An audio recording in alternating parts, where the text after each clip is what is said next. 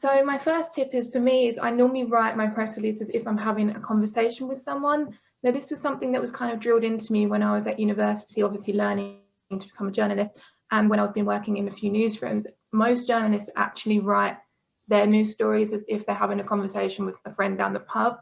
The reason for this is because it's the most effective way to simplify, say, a piece of research or a story, because you're short and concise and straight to the point. And obviously when drafting a press release, that's what we want. We basically want to get all the key information at the beginning and then follow up with any additional information afterwards. But for me personally, whenever I start writing something, I kind of act as if I'm having a conversation, which I know is weird, but it is a really effective way to kind of get all the key points into a press release.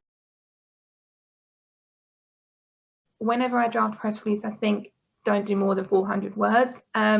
The shorter the press release is better in my opinion, because again, you're not trying to get every piece of information. The aim of the press release is to kind of pique the journalist's interest and get them to be like, oh, can I speak more with the, or can I have a copy of the research papers? You don't need to have every single piece of information, just having the key points. Most of the time, I actually only do between 300 and 350.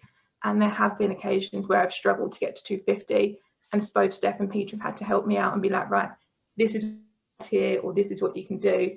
It's a problem of mine, I think, but I do think the shorter the press release, the better, because like they say, journalists are very busy. They don't want to read something that's 2 pages long.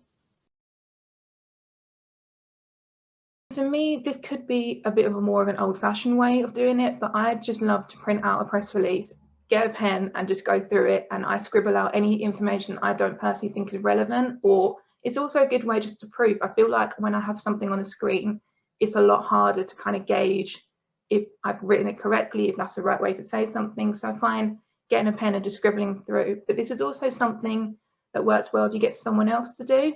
So I find if I think, oh my God, this is way too much, I'll go to like Steph and I'll be like, Steph, can you help me out? Can you just maybe cut this down a little bit for me, and do it that way? And I also think with press releases, having a second opinion is always something that's really good, because you get a different perspective on it.